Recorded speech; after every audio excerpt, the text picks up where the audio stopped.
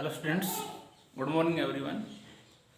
Today we will discuss the next topic EMI. EMI इसको बोलते हैं इलेक्ट्रोमैग्नेटिक इंडक्शन. इलेक्ट्रोमैग्नेटिक इंडक्शन सीधी सी बात इसकी यही है. क्या होता है, कोई भी कंडक्टिंग सर्किट है उसका यदि टाइम के साथ उसका मैग्नेटिक फील्ड यदि हम उसका चेंज करते हैं ना, तो उस कंडक्टिंग सर्किट के अंदर करंट का और ईएमएफ का इंड्यूस होना इलेक्ट्रोमैग्नेटिक इंडक्शन कहलाता है. किसी भी सर्किट के अंदर, कंडक्टिंग सर्किट के अंदर करंट का और ईएमएफ का इंड्यूस होना कब इंड्यूस होगा, जब उसका magnetic field, magnetic lines of forces जो है वो क्या हो, चेंज हो.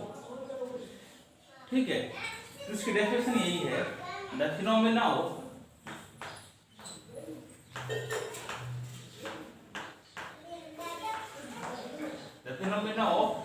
inducing current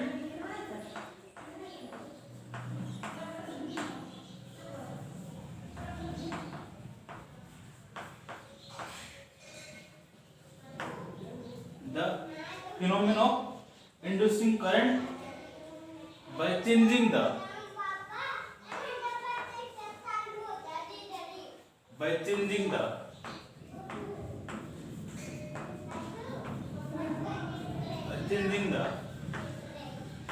number of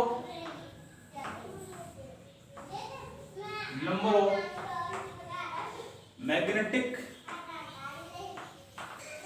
lines of forces,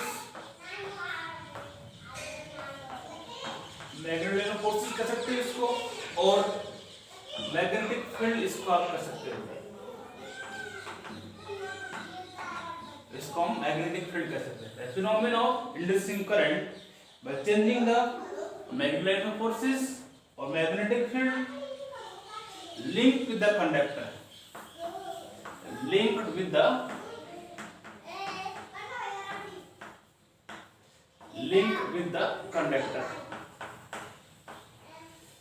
ठीक है. तो किसी भी कंडक्टिंग सर्किट के अंदर करंट का इंड्यूस होना कब इंड्यूस होगा, जब उस सर्किट का मैग्नेटिक फील्ड जो है वो क्या हो रहा हो, चेंज हो.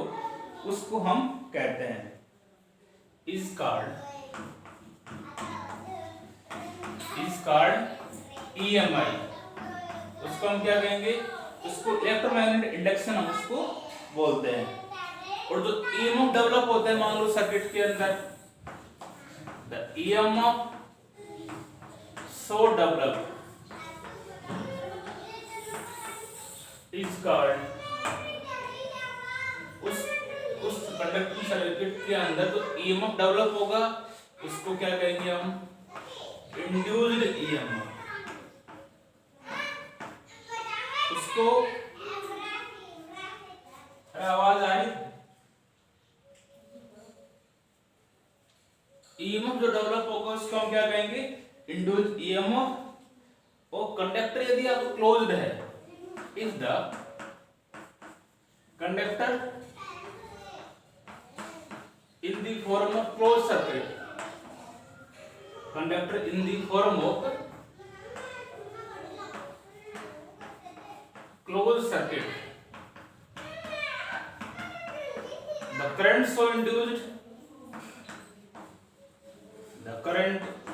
so induced उसको हम बोलते हैं induced current, is called induced current. ठीक है, ये EMI कहलाएगा. जैसे आपका ट्रांसफार्मर जो है इसी के ऊपर आपका बेस्ड होता है. ठीक है, इसी जनरेटर जो है, इस जनरेटर नहीं सॉरी ट्रांसफार्मर जो है मेनली जो है आपको इसके ऊपर काम करता है, इलेक्ट्रोमैग्नेटिक इंडक्शन के ऊपर आपका काम करता है. इसी प्रकार आपका जो है क्या बोलते हैं इसको, पावर जनरेटर हो गया, पावर जनरेटर डायनेमो हो गया, ट्रांसफार्मर हो गया, ये इसके ऊपर काम करते हैं. ठीक है, उसको हम क्या बोलते हैं, EMI। किसी भी कंडक्टिंग सर्किट के अंदर मैग्नेटिक फील्ड का टाइम के साथ चेंज होना EMI कहलाता है। सर्किट क्लोज्ड है तो इस केस में जो करंट इंड्यूस होगा उसको हम क्या कहेंगे, इंड्यूस करंट। ठीक है,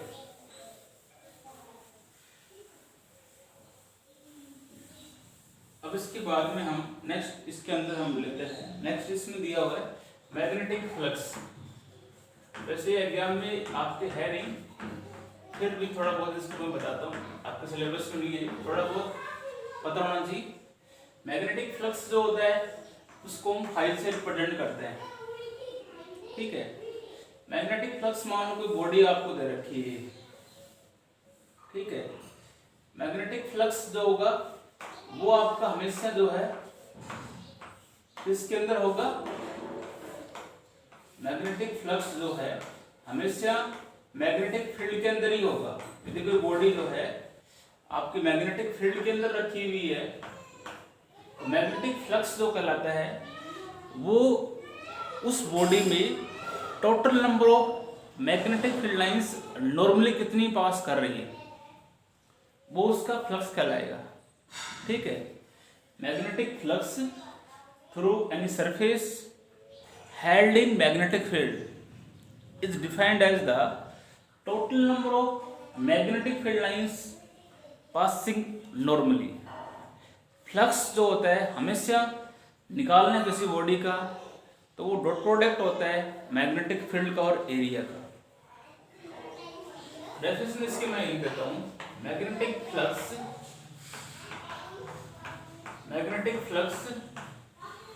और an area in electric field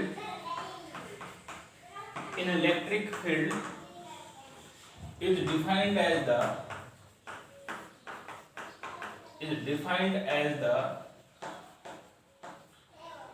total number of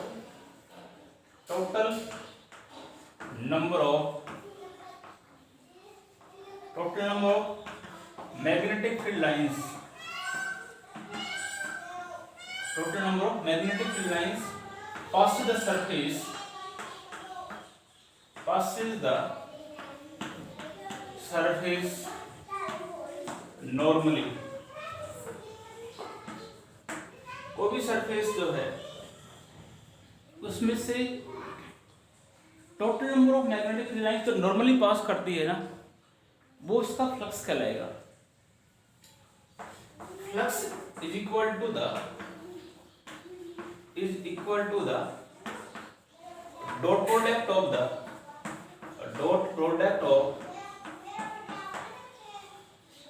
product of magnetic field B and surface area A कह सकते हो। दैट इज फ्लक्स जो होता है बराबर होगा B डॉट A। वेक्टर का साइन लगा रखा है मैंने, पीछे बताया होगा मैंने, ये ऊपर B को वेक्टर का साइन लगा दिया तो ये बताता है मैग्नेटिक फील्ड एक वेक्टर क्वांटिटी है और एरिया भी आपका क्या है कि वेक्टर क्वांटिटी है यहाँ पे। तो फ्लक्स डॉट प्रोडक्ट होता है मैग्नेटिक फील्ड का और एरिया का। और किसी कोई बॉडी आपकी मैग्नेटिक फील्ड में रखी हुई है तो फ्लक्स क्या होगा, उसका total number of magnetic field lines normally उसमें से जो पास कर रही है वो उसका फ्लक्स क्या रहेगा। निकालना है फ्लक्स फिर फॉर्मूला आपको बता दी मैंने।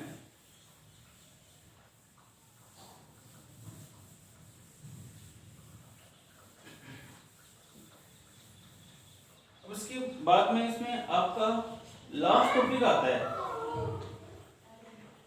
इस चैप्टर में आपका। इसके बाद ये लास्ट टॉपिक है ये फ्लेमिंग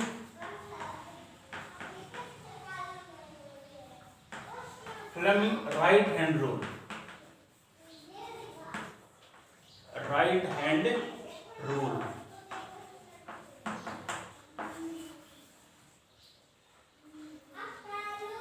फ्लेमिंग का जो राइट हैंड रूल जो है वो हमें इंड्यूस्ड करंट और इंड्यूस्ड ईएमएफ की डायरेक्शन को बताता है।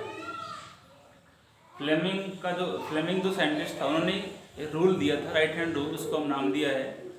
तो उस रूल के अकॉर्डिंग हम डायरेक्शन ऑफ इंड्यूस करंट और ईएमएफ को, उसकी डायरेक्शन को हम डिटरमाइन कर सकते हैं। ठीक है, ये होता क्या है, यदि आप अपने राइट हैंड की फर्स्ट फिंगर, सेंट्रल फिंगर और थंब को ऐसे स्ट्रेच करते हो तो तीनों फिंगर्स म्यूचुअली परपेंडिकुलर होती है एक दूसरे की। ये इसके आपस में क्या होते हैं, परपेंडिकुलर होते हैं। फर्स्ट फिंगर जो है हमेशा इंडिकेट करेगा direction of magnetic field. Central finger जो है वो, ये फोर्थ फिंगर भी इसको हम बोलते हैं, सेंट्रल फिंगर जो होती है ये इंडिकेट करेगा direction of the induced current, जो करंट इंड्यूस हुआ। और थंब जो है वो किसको इंडिकेट करेगा, मोशन ऑफ कंडक्टर, कंडक्टर कैसा मोशन कर रहा है। ठीक है, फ्लेमिंग राइट हैंड रूल के अंदर, फ्लेमिंग राइट हैंड रूल से हम ये कह सकते हैं कि जो इंड्यूस करंट और करंट जो ईएमएफ इंड्यूस होता है किसी सर्किट के अंदर, उसकी डायरेक्शन को डिटरमाइन करने के लिए हम इस रूल का यूज करते हैं। होता क्या है, इस प्रकार से होता है, फर्स्ट फिंगर, सेंट्रल फिंगर और थंब तीनों आपस में परपेंडिकुलर होते हैं। फर्स्ट फिंगर हमेशा इंडिकेट करेगा direction of magnetic field, central finger जो है वो करंट को बताता है कितना करंट इंड्यूस हुआ। लेफ्ट हैंड रूल, फ्लेमिंग के लेफ्ट हैंड रूल में करंट फ्लोइंग को बताता था, डायरेक्शन को। इस केस में इंड्यूस करंट होगा आपका। ठीक है, मैं इसमें ये लिख दूं, this rule gives the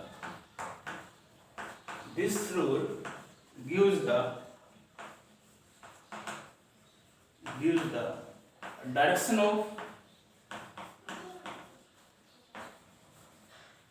of induced current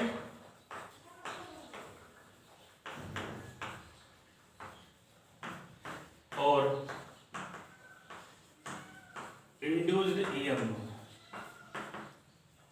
induced current और induced EMF की डायरेक्शन को बताता है rule.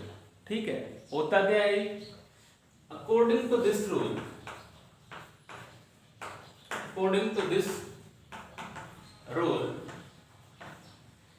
if we stretch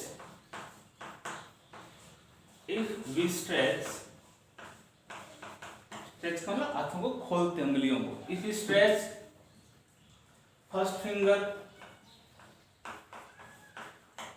first finger को हम फोर फिंगर भी बोलते हैं।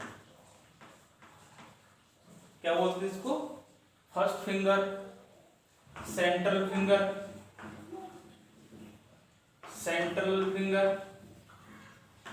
And thumb.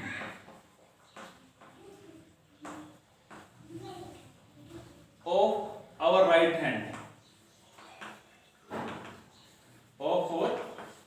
Hand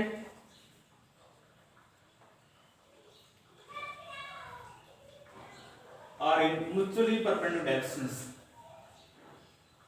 Which stretch first finger, central finger and thumb are mutually perpendicular directions. ठीक है, thumb of right hand are mutually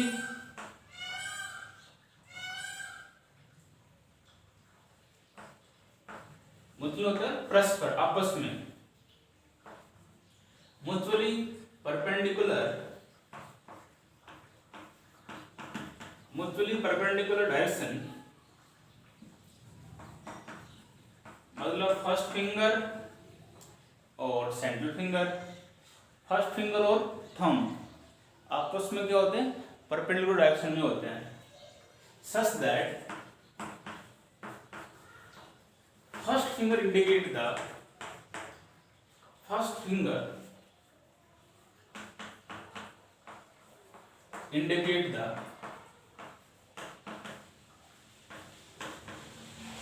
direction of magnetic field. First finger indicate the direction of magnetic field and thumb indicate the central finger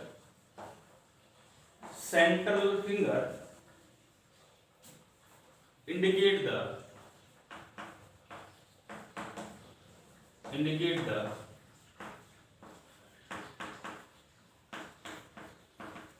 direction of induced current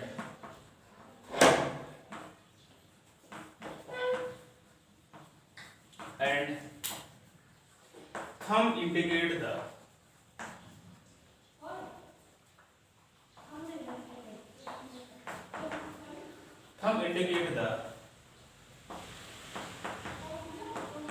direction of motion of force, direction of motion of the force। ये इस प्रकार से होता है आपका ये first finger, centre और thumb तीनों आपस में परपेंडिकुलर होते हैं। फर्स्ट फिंगर मैग्नेटिक फील्ड को, ये करंट को, इंड्यूस करंट को, ये मोशन ऑफ कंडक्टर को। इसके बाद टॉपिक्स तो और भी दे रखे हैं आपके, पहले थे, अब की बार सिलेबस को रिड्यूस किया है, कम किया है ड्यू टू कोरोना वायरस। इसलिए ये चैप्टर आपका ही थे। इसके बाद में डीसी करंट, एसी करंट और डोमेस्टिक इलेक्ट्रिक सर्किट्स भी दिए हुए थे, वो सिलेबस में कम कर दिया। ठीक है, तो ये आपका यूनिट कंप्लीट हो गई। अब आपके सिलेबस में 3 यूनिट जो है कंप्लीट हो गई आपकी। मान लो 1 यूनिट और रही है आपकी, सोर्स ऑफ एनर्जी यूनिट हटा दी लगभग, उसमें कोई एक दो टॉपिक करवाने हैं। 1 यूनिट आपकी रही है, ठीक है, उसको बाद में करेंगे। उससे पहले हम रिवाइज करेंगे। अब लाइट वाला चैप्टर जो ना रिफ्लेक्शन और रिफ्लेक्शन, उसको आप रिवाइज करोगे। यदि नोट्स नहीं बना रखे हैं तो नोट्स साथ साथ डेली वीडियो में सेंड करूँगा, उसके दोबारा आप नोट्स बनाओगे और क्लियर साफ नोट्स होने चाहिए। नहीं समझ में आता है कुछ, आप मेरे से फ़ोन कर सकते हो डायरेक्ट मेरे नंबर के ऊपर। इसके अलावा बुक्स का थोड़ा यूज करो आप, उसमें कोई डायग्राम क्लियरली शो नहीं हो रहा है यहाँ पे मान लो, तो आप उसमें चेक कर सकते हो। ठीक है, ये चैप्टर पहले आप यहाँ तक कंप्लीट करो। उसके बाद नेक्स्ट कल से मैं आपको 10th क्लास के जो है ये जो यूनिट जो है ना, सेकेंड यूनिट लाइट रिफ्लेक्शन, उसको हम रिवाइज करेंगे। बहुत इंपॉर्टेंट यूनिट है वो। ठीक है, थैंक्स।